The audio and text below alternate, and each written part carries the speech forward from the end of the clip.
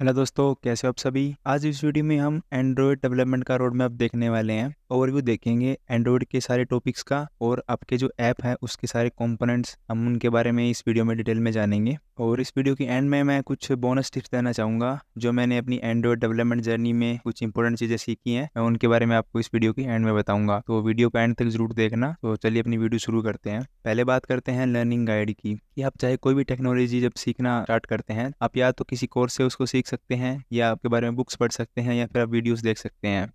चाहे आप इन दिनों में से कुछ भी करें, अगर आप उस टेक्नोलॉजी में जब तक कोई प्रोजेक्ट्स नहीं बनाएंगे तब तक आपकी रियल लर्निंग नहीं मानी जाएगी। आप कुछ भी नहीं सीख पाएंगे जब तक आप उसमें रियल प्रोजेक्ट्स नहीं बना रहे हैं। तो ये बेस्ट वे होता है, आप उससे रिलेटेड प्रोजेक्ट्स बनाएं। जितना प्रोजेक्ट बनाते जाएंगे आप उतने अच्छे से उस टेक्नोलॉजी को ग्रास्प करते रहेंगे। सेम यही आप ऐप डेवलपमेंट में लागू होता है। देन बात करते हैं ऐप डेवलपमेंट कितने टाइप की होती है। ऐप को आप नेटिवली या क्रॉस प्लेटफॉर्म दो टाइप से बिल्ड कर सकते हैं। नेटिव ऐप डेवलपमेंट में आप स्पेसिफिक प्लेटफॉर्म के लिए ऐप बनाते हैं, जैसे एंड्रॉइड के लिए अलग ऐप बनाएंगे, iOS के लिए अलग ऐप बनाएंगे। एंड्रॉइड को आप जावा कोटलिन में बनाते हैं, iOS ऐप को आप स्विफ्ट या ऑब्जेक्टिव सी लैंग्वेज में बनाते हैं। क्रॉस प्लेटफॉर्म में फ्लटर या रिएक्ट नेटिव जैसे फ्रेमवर्क यूज करते हैं। फ्लटर में डार्ट लैंग्वेज यूज होती है और रिएक्ट नेटिव में जावास्क्रिप्ट और टाइपस्क्रिप्ट यूज होती है। अब इनके कुछ फायदे देख लेते हैं दोनों डेवलपमेंट के। नेटिव में आपको परफॉर्मेंस ज़्यादा मिलती है, फीचर्स ज़्यादा मिलते हैं, यूजर एक्सपीरियंस भी अच्छा रहता है और स्टेबिलिटी ज़्यादा रहती है। और इसकी कुछ प्रॉब्लम्स है कि इसका कॉस्ट ज़्यादा हो जाता है क्योंकि हमें दो ऐप बनाने पड़ते हैं अलग अलग और इसके डेवलपमेंट टाइम भी ज़्यादा लगता है। दूसरी तरफ क्रॉस प्लेटफॉर्म के फायदे हैं कि इसमें आपको सिंगल कोड बेस मेंटेन करना पड़ता है, ये थोड़ा कॉस्ट एफिशिएंट भी रहता है क्योंकि आपको एक ही बार कोड लिखना है जो हर प्लेटफॉर्म पे चलेगा। इसकी कुछ इश्यूज हैं कि आपकी परफॉर्मेंस उतनी ऑप्टिमाइज नहीं मिलेगी आप और अपने फीचर्स भी इसके अंदर नहीं मिलते हैं। इस वीडियो में हम स्पेसिफिकली बात करेंगे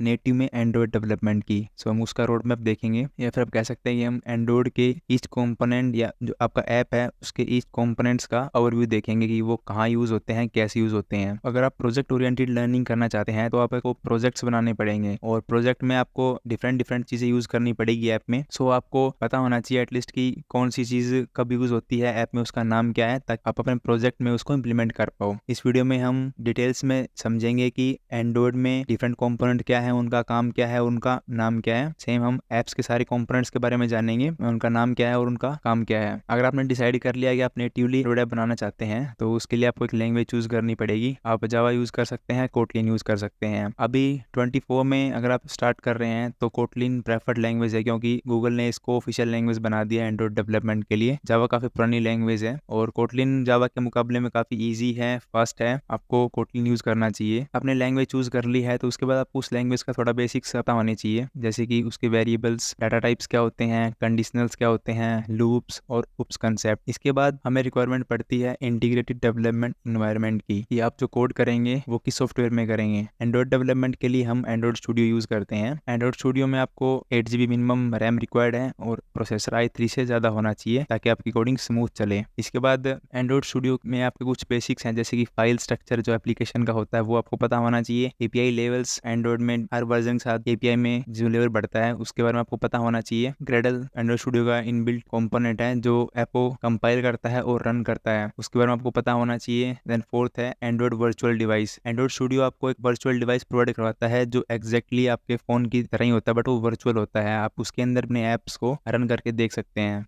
एंड्रॉइड स्टूडियो से रिलेटेड एक पार्ट है version control system. Version control आपके प्रोजेक्ट की हिस्ट्री मेंटेन करता है। आप day by day features add करते जाते हैं जिसकी हिस्ट्री ये मेंटेन करता है। मान लीजिए आपने जो फर्स्ट डे आपने जो भी कोड किया था आपको एग्जैक्टली उस वर्जन पे को मूव करना है तो आप इस वर्जन कंट्रोल से आप उस पे मूव कर सकते हैं। वर्जन कंट्रोल की सबसे बेस्ट गिट या आप गिटहब का यूज कर सकते हैं। अब बेसिक्स हो गया हमारा। अभी हम बात करते हैं एंड्रॉइड प्लेटफॉर्म आर्किटेक्चर, यानी कि जो एंड्रॉइड ऑपरेटिंग सिस्टम है उसके अंदर प्लेटफॉर्म आर्किटेक्चर होता है जिसके कंपोनेंट्स हैं, जैसे कि लिनक्स कर्नल। लिनक्स कर्नल आपका सारे हार्डवेयर रिसोर्सेज को मैनेज करता है, जैसे सीपीयू, मेमोरी, कैमरा और keyboards. Then hardware abstraction layer, ये पार्ट आपका हार्डवेयर से रिलेटेड जितनी मॉड्यूल्स हैं उनको मैनेज करता है, जैसे कैमरा मॉड्यूल हो गया, GPS module, Bluetooth module. Then application framework, इसके अंदर सारे मैनेजर्स आते हैं, जैसे आपका एक्टिविटी मैनेजर हो गया, रिसोर्स मैनेजर हो गया, notification manager, location manager. Then app run time. App run time का काम स्टार्ट होता है जब आप ऐप पे क्लिक करते हैं तो उसके बाद ऐप रन टाइम आपके ऐप को रन करता है और आपको ऐप का कंटेंट शो करता है।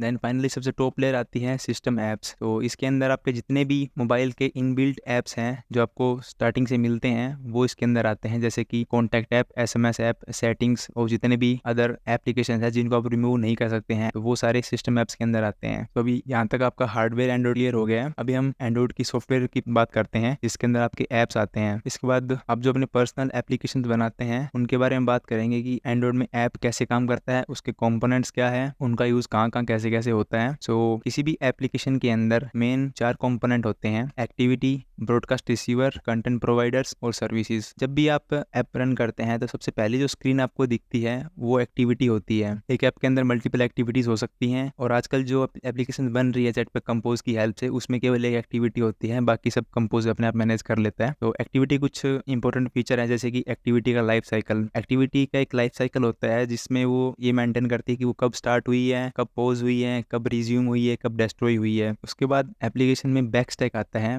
बैकस्टैक मेंटेन करता है कि एक एक्टिविटी के बाद कौन सी एक्टिविटी खुली। सो इनका पूरा स्टैक रखता है कि एक एक्टिविटी के बाद नेक्स्ट ओपन हुई, उसके बाद नेक्स्ट ओपन हुई, तो वो 1 बाय 1 उसके ऊपर स्टैक होती रहती है। तो इनको हम बैकस्टैक से चेक कर सकते हैं। देन आता है स्टेज चेंजेस। एक्टिविटी में जब भी आप अपना ऐप रन कर रहे हैं तो अगर आप अपने ऐप को रोटेशन चेंज करते हैं तब जो भी एक्टिविटी ओपन है उसकी स्टेट चेंज होती है। तो इसको हम स्टेट चेंज के अंदर मेंटेन करते हैं। देन एप्लीकेशन का ही पार्ट है इंटेंट्स। तो इंटेंट बेसिक 3 टाइप के होते हैं: इम्प्लिसिट इंटेंट। इम्प्लिसिट इंटेंट का यूज हम करते हैं एक ऐप से दूसरे ऐप में जाने के लिए या फिर ऐप से बाहर के कोई भी फंक्शन है, जैसे कि आप अपने ऐप से नेटवर्क सेटिंग खोलनी है, अपने ऐप से परमिशन के लिए जाना है, कुछ भी आपको अपने ऐप से बाहर कोई भी काम करना है तो आपको इम्प्लिसिट इंटेंट यूज करना है। अगर आपको अपने ऐप के अंदर ही कहीं एक एक्टिविटी से दूसरी एक्टिविटी में जाना है तो उसके लिए आपको एक्सप्लिसिट इंटेंट आप यूज करते हैं। और लास्ट आता है इंटेंट फिल्टर्स। इंटेंट फिल्टर आपके इंटेंट को फिल्टर करते हैं। मान लीजिए आपने कोई इमेज है उसको ओपन करना चाहते हैं, इमेज को ओपन करने की कोशिश की तो ऑप्शन आता है ना ओपन विद। तो वो ओपन विद इसलिए आता है क्योंकि उन एप्लीकेशंस ने अपने मैनिफेस्ट फाइल के अंदर ये डिफाइन कर रखा है कि वो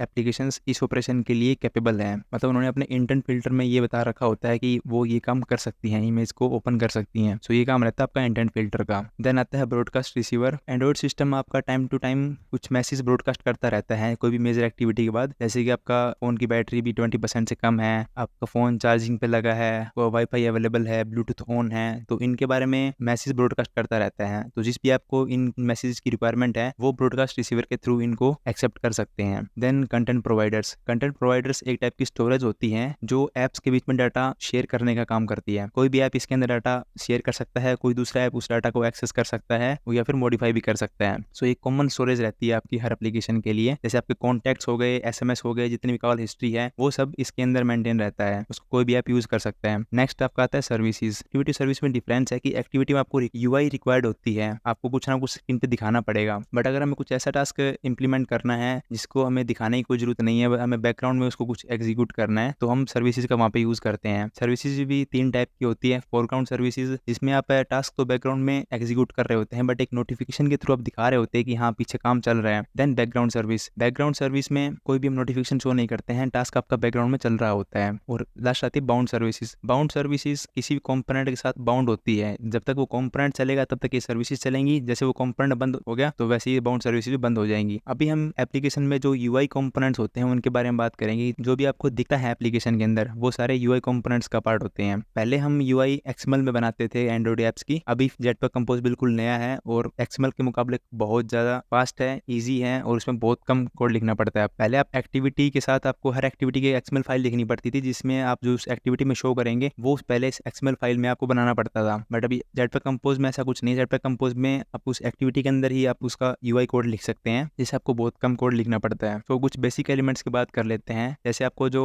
स्क्रीन पे टेक्स्ट दिखते हैं उनको टेक्स्ट व्यू बोलते हैं, जहाँ पे आप कुछ वैल्यू इनपुट करते हैं उनको एडिट टेक्स्ट बोलते हैं, जहाँ पे आप कुछ क्लिक करते हैं उनको बटन्स बोलते हैं, और जो इमेज दिखती है उसको इमेज व्यू बोलते हैं। कंपोज में भी सेम नाम है, इनको व्यू की जगह इनको कंपोजेबल बोलते हैं। जैसे टेक्स्ट के लिए टेक्स्ट कंपोजेबल होता है, बटन के लिए बटन कंपोजेबल, इमेज के लिए इमेज कंपोजेबल। ये आपके बेसिक एलिमेंट होते हैं। उसके बाद आते हैं लेआउट्स। आपकी स्क्रीन पे जो भी एलिमेंट्स आपको दिखते हैं वो एक लेआउट में अरेंज होते हैं, या तो वो वो एक के नीचे एक रहेगा या फिर एक की साइड में एक रहेगा, तो वो एक स्पेसिफिक लेआउट होता है, उसके अंदर हम उनको रखेंगे ताकि वो सही से अरेंज रहें। तो पहले काफी टाइप के लेआउट्स होते थे, बट अभी कंपोज में ओनली 3-4 टाइप की हैं, जैसे कि रो जिसमें हम साइड बाय साइड शो करेंगे, कॉलम मतलब एक के नीचे एक, और बॉक्स मतलब एक के ऊपर एक अगर आपको शो करना है तो ये 3-4 आपके बेसिक लेआउट हैं। उसके बाद कॉम्प्लेक्स यूआई कंपोनेंट्स आते हैं, जैसे कि लिस्ट व्यू, रिसाइकलर व्यू और fragments. List view, recycler view में क्या डिफरेंस है कि उस किसी का आपके लिस्ट में 1000 आइटम्स है, तो लिस्ट क्या करेगा, उन सारे आइटम को एक साथ रेंडर करेगा, तब आपको शो करेगा पूरी लिस्ट। तो इससे क्या होता है कि इतने आइटम्स को रेंडर करने के लिए आपका यूआई एक टाइम के लिए ब्लॉक हो जाती है। तो इस प्रॉब्लम को सोल्व करने के लिए रिसाइकलर व्यू आया था, जो क्या करता है कि ओनली आपको जितने स्क्रीन पे आइटम विजिबल्स है उतने ही आइटम रेंडर करेगा, बाकी जैसे जैसे आप स्क्रॉल करते जाएंगे वैसे वैसे उनको रेंडर करता जाएगा। तो इससे परफॉर्मेंस ऐप की ऑप्टिमाइज हो जाती है। और इनके कोरस्पॉन्डिंग कंपोज में केवल लेजी रो और लेजी कॉलम है, जो एक्जैक्टली रिसाइकलर व्यू की तरह ही काम करती है। और फ्रेगमेंट्स का काम होता है कि अगर आप एक स्क्रीन के ऊपर मल्टीपल स्क्रीन दिखाना चाहते हैं तो हम फ्रेगमेंट का यूज कर सकते हैं। एक्टिविटी में क्या होता है कि एट ए टाइम आप एक एक्टिविटी दिखा सकते हैं, एक स्क्रीन पे आप 2 एक्टिविटी नहीं दिखा सकते कभी भी। सो इसलिए हम चाहते हैं कि एक्टिविटी सेम रहे बट हम मल्टीपल स्क्रीन दिखा पाए एक ही एक्टिविटी के अंदर, तो हम फ्रेगमेंट्स का यूज कर सकते हैं। जितने एप्लीकेशन है जिसमें भी जो नीचे वाला बॉटम ऐप बार है वो सब में कॉमन है, तो वहाँ पे फ्रेगमेंट का यूज हो रहा होता है, क्योंकि नीचे बॉटम ऐप नेविगेशन है वो सेम रह रहा है, ऊपर वाली चीजें चेंज हो रही है, सो वहाँ पे आपका फ्रेगमेंट यूज हो रहा होता है। देन बात करते हैं नेविगेशन की। नेविगेशन मतलब आपको ऐप के अंदर नेविगेट करना है, यानी कि एक स्क्रीन से दूसरी स्क्रीन पे जाना है, या सो उसके लिए कुछ कंपोनेंट है, जैसे टॉप ऐप बार आपने देखा हो बिल्कुल ऊपर दिखता है टॉप ऐप बार, नेविगेशन ड्राइवर जो लेफ्ट से निकल के आता है, देन टैब लेआउट जिसमें आप टैब्स होती हैं आप उनको लेफ्ट राइट स्लाइड कर सकते हैं, देन बॉटम नेविगेशन जो बॉटम में आपको दिखता है, और बॉटम ऐप बार, ये दोनों बिल्कुल सिमिलर हैं, इनमें थोड़ा बहुत डिफरेंस है। Then navigation rail, navigation rail आप मोबाइल में नहीं होती है, ये बड़ी स्क्रीन डिवाइसेस जैसे कि टैबलेट वगैरह में होती है। देन आते हैं ऑल अदर यूआई एलिमेंट्स। इसके अलावा जो कॉमन यूआई एलिमेंट है उनके बारे में बात कर लेते हैं। डायलॉग्स, जैसे हमने देखा हुआ अलग डायलॉग्स आपको दिखते हैं, जैसे आप कुछ डिलीट करना चाहते हैं तो आपको पहले दिखता है ना कि यस और नो, तो वो डायलॉग है। कार्ड आप एक टाइप का लेआउट है, बस कार्ड की तरह शेप में होता है, जिसमें आप कोई भी एलिमेंट उसके अंदर प्लेस कर सकते हैं। उसके बाद कुछ एलिमेंट आते हैं जो सिलेक्ट के लिए हम यूज करते हैं, जैसे कि चिप्स हो, रेडियो बटन हो, मेन्यूज होगी, चेक बॉक्सेस हो गए, इनको में अगर सिलेक्शन करना हो एप्लीकेशन में तब हम इनका यूज कर सकते हैं। देन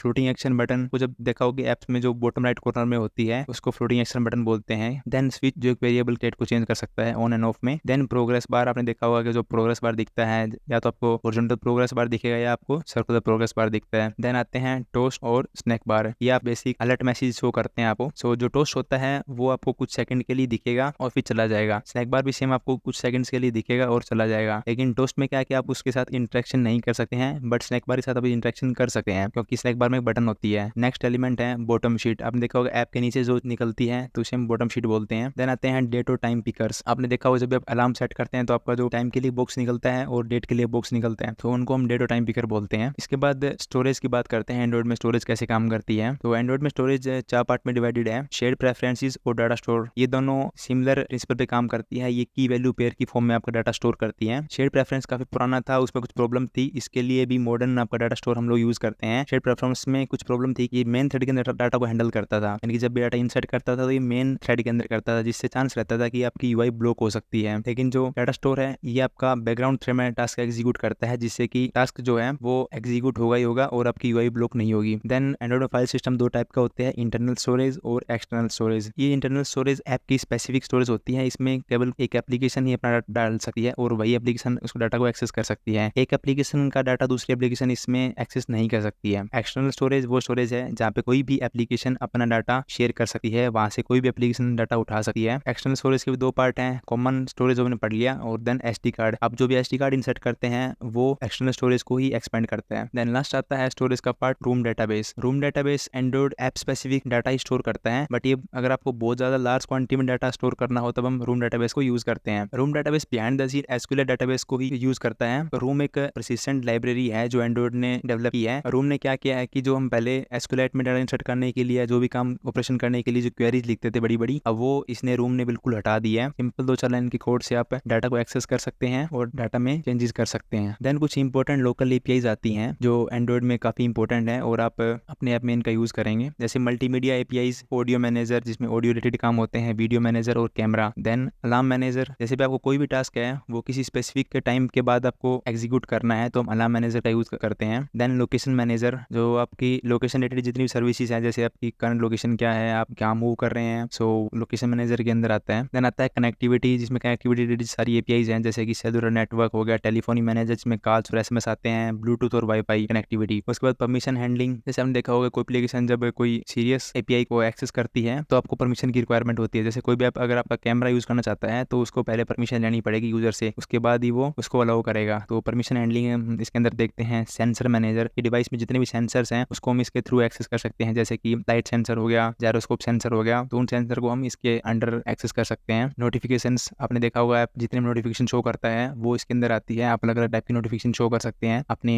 प्रोजेक्ट के रिक्वायरमेंट के अकॉर्डिंग। देन आता है नेटवर्किंग। नेटवर्किंग का मतलब है कि अगर आपको डाटा ऐप से बाहर कहीं नेट अदर सोर्स से डाटा एक्सेस करना है तो हमें नेटवर्किंग का यूज करना पड़ता है। तो नेटवर्किंग में सबसे इंपॉर्टेंट चीज आती है एसिंक्रोनिज्म। इससे नेटवर्किंग से पहले क्या था कि हमारा जो भी डाटा था वो हमारे ऐप के अंदर था, वो हमें मिलना ही मिलना था, उसमें कोई ना तो टाइम लगने वाला था ज्यादा, ना ही कोई प्रॉब्लम आ सकती थी। लेकिन अभी नेटवर्क में क्या हो सकता है कि अगर आप नेटवर्क से डाटा फैच कर रहे हैं तो हो सकता है कि आपका नेटवर्क की स्पीड कम हो, आपका हो सकता है कि आपका कनेक्शन ब्रेक हो गया हो, तो आपको डाटा मिलने में लेट हो सकता है डाटा ना भी मिले आपको। इसके लिए एसिंक्रोनिज्म आता है। इसमें पहले हम एसिंग टास्क यूज करते थे। एसिंग टास्क में क्या होता था कि आपका जो भी टास्क है नेटवर्क से रिलेटेड, अगर आपको डाटा फैच करना है नेटवर्क से या डाटा इंसर्ट करना है तो वो आप एसिंग टास्क में करते थे, जिससे जो आपकी मेन यूआई होती थी वो ब्लॉक नहीं होती थी। ये टास्क आपका अदर थ्रेड पे एग्जीक्यूट होता था, लेकिन अभी इसको हम यूज नहीं करते हैं। उसके बाद बात करते हैं थ्रेड्स की। एंड्रॉइड के अंदर मल्टीपल थ्रेड चल रही होती हैं, जो एक एप्लीकेशन आप एट ए टाइम किसी एक थ्रेड में चल रही होगी। सो आपके जो भी यूआई फ्रंटिंग है वो उस मेन थ्रेड पे चल रही होगी और जितने भी लॉजिक है वो भी सारे उस मेन थ्रेड के ऊपर चल रहे होंगे। लेकिन अगर आपने कोई हैवी लॉजिक लगा दिया जो एसिंक्रोनाइज है तो हो सकता है कि वो आपकी मेन यूआई को ब्लॉक कर दे। तो इसलिए हमें ध्यान रखना होता है कि जब भी हम कोई नेटवर्क वाला टास्क करते हैं तो हम उसको अदर थ्रेड पे एग्जीक्यूट करें, ना कि मेन थ्रेड पे। तो ये थ्रेड का कंसेप्ट था। उसके बाद कोरूटीन्स, जो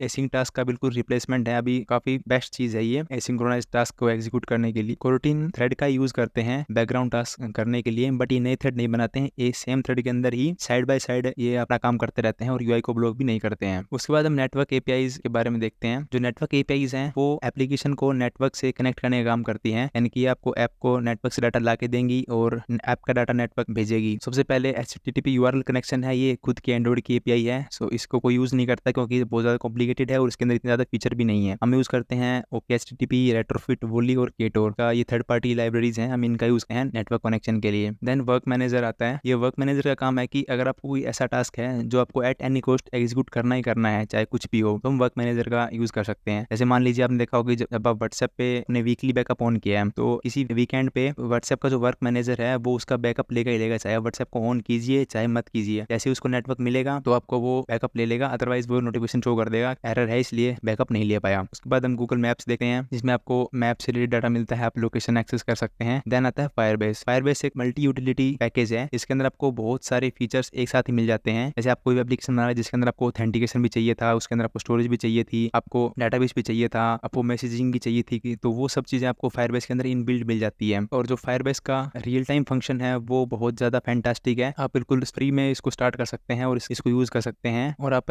फायरबेस का एनालिटिक टूल यूज कर सकते हैं जिससे आपको ऐप के एप्लीकेशन को एनालाइज कर सकते हैं। तो ये था नेटवर्किंग के बारे में। अभी बात करते हैं डिजाइन और आर्किटेक्चर की। यहाँ तक आपने जितने भी ऐप बनाए हैं तो उनमें आप अपने कोड को किसी भी टाइप से स्ट्रक्चर किया है तो कोई मैटर नहीं है, लेकिन अगर आप इससे बड़े लेवल के एप्लीकेशन बनाना चाहते हैं तो आर्किटेक्चर का ध्यान रखना पड़ता है। आर्किटेक्चर में हम क्या डिसाइड करते हैं कि जो भी आप कोड लिखेंगे वो स्केलेबल होना चाहिए, रीडेबल होना चाहिए, ताकि कोई भी उस ऐप को समझ के उस पर काम कर सके। सो ये हमारा बेसिक पर्पस रहता है। आर्किटेक्चर पैटर्न पढ़ेंगे सबसे पहले, जो चार टाइप का होता है। MEVM होता है, मॉडल व्यू व्यू कंट्रोलर। ये MEVM जो आर्किटेक्चर है ये एंड्रॉइड द्वारा रिकमेंडेड आर्किटेक्चर है, आपको सारे एप्लीकेशन इसके अकॉर्डिंग बनाने होते हैं। देन मॉडल व्यू कंट्रोलर, इसका यूज हम तब करते हैं जब हमें user input related task application के अंदर ज्यादा होते हैं, जैसे कि आपका लॉगिन स्क्रीन होगी। देन तो मॉडल व्यू प्रेजेंटर हम यूज करते हैं जहाँ पे हमारा फोकस ज्यादा यूआई पे होता है, जैसे कि जो वेदर एप्लीकेशन है उसका मेन काम है कि आपको डाटा को टाइमली शो करना और अच्छे से शो करना, तो वहाँ पे हम MVP पैटर्न का यूज करते हैं। देन आता है MVI, मॉडल व्यू इंटेंट। हम शॉपिंग कार्ट जैसे एप्लीकेशन के अंदर हम MVI का यूज करते हैं जिसमें हमारा इंटेंट रिलेटेड काम होता है, जैसे कि हमारा इंटेंट है कि हमें आइटम कार्ट में ऐड करना है, आइटम कार्ट से रिमूव करना है, चेकआउट करना है, तो ऐसे काम के लिए हम MVI पैटर्न का यूज कर सकते हैं। देन डिजाइन पैटर्न की बात आती है, इसमें रेपोजिटरी, बिल्डर, सिंगलटन, अडेप्टर और ऑब्जर्वर पैटर्न है। हम ऑब्जर्वर पैटर्न ज्यादा यूज करते हैं, जैसे फ्लोज और लाइव डाटा। ये क्या काम करते हैं कि आपको कॉन्टिन्यूसली डाटा को एमिट करते रहते हैं। नॉर्मली हम क्या करते हैं कि हम चेक करते हैं कि डाटा अपडेट हुआ कि नहीं हुआ। अगर जिस टाइम हम चेक कर रहे हैं उस टाइम तक डाटा अपडेट हो गया होता है तो हमें अपडेटेड डाटा मिलता है, अदरवाइज हमें नहीं मिलता है। लेकिन इनका क्या कंसेप्ट है कि अगर डाटा अपडेटेड है तो ये आपको नया डाटा एमिट करने लग जाएंगे ऑटो में ही, तो आपको पता लग जाएगा कि हाँ डाटा अपडेट हो चुका है, तो आपको अपडेटेड डाटा मिलता है। सो ये फ्लोज और लाइव डाटा का सेम कंसेप्ट है। देन आते हैं डिपेंडेंसी इंजेक्शन के अंदर। सो अब तक आपने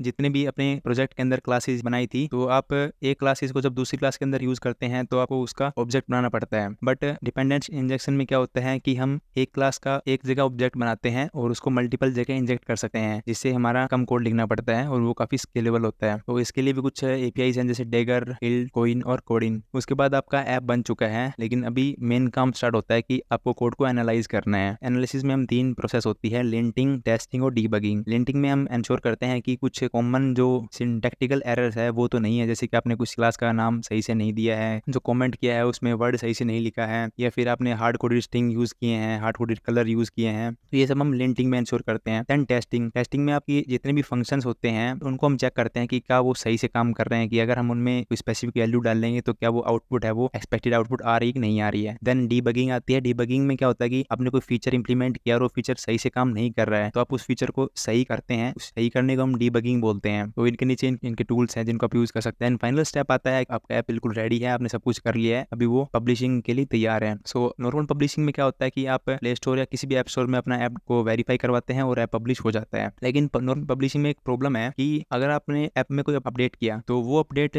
सेम प्रोसेस के थ्रू जाएगा। पहले वो ऐप स्टोर के पास जाएगा, उसके बाद वो इसको रिव्यू करेंगे, इसमें टाइम लग जाता है। देन ऐप का अपडेट पब्लिश होता है। लेकिन अपडेट पब्लिश होने के बाद की गारंटी नहीं है ना कि यूजर आपके ऐप को बिल्कुल एट ए टाइम अपडेट कर लेगा। तो क्या पता उसको काफी टाइम तक अपडेट करे ना, तो उसके पास वो नई फीचर नहीं पहुंचेंगे। लेकिन इसके लिए एक सोल्यूशन था कि CI/CD, इसका मतलब होता है कॉन्टिन्यूस इंटीग्रेशन, कॉन्टिन्यूस डिप्लॉयमेंट। इसके जरिए क्या होता है कि आप जैसे ही कोई ऐप में अपडेट करेंगे वो कॉन्टिन्यूसली आप डिप्लॉय हो जाएगा अपने जो जहाँ पे आपका ऐप चल रहा है वहाँ पे। तो जैसे आपने देखा हो कई बार जैसे एप्लीकेशन है व्हाट्सएप वगैरह होगी, तो इनमें आप देखते हैं कि आपने कोई अपडेट भी नहीं किया था लेकिन तब भी इसमें नई फीचर आ गई, कोई बटन कहीं चली गई, कोई कहीं चला गया, तो वो सब CI/CD की हेल्प से होता है। तो इसके लिए हम गिटहब एक्शंस या जेंकिंस यूज करते हैं। अभी बात करते हैं कुछ बोनस टिप की। सबसे पहले है कि जो एंड्रॉइड डेवलपमेंट की जर्नी है वो लॉन्ग है, इसमें इसका कोई शॉर्टकट नहीं है। आपको प्रोजेक्ट्स बनाने पड़ेंगे और धीरे धीरे चीज़ों को सीखना पड़ेगा। अगर आप सोच रहे हैं कि आप बिल्कुल 2-4 महीने में इसको सीख के एकदम परफेक्ट बन जाएंगे, तो ऐसा बिल्कुल नहीं है। इन चीज़ों में टाइम लगता है, तो आपको कंसिस्टेंटली काम करते रहना है। देन है making project is real learning. आपको अगर रियल लर्निंग करनी है तो आपको प्रोजेक्ट्स बनाने पड़ेंगे। आप जैसे कोई प्रोजेक्ट बनाएंगे तो उसके लिए आपको रिक्वायरमेंट पड़ेगी, आप उसको ढूंढोगे, उसके बारे में पढ़ोगे, आप उसको इंप्लीमेंट करोगे, तो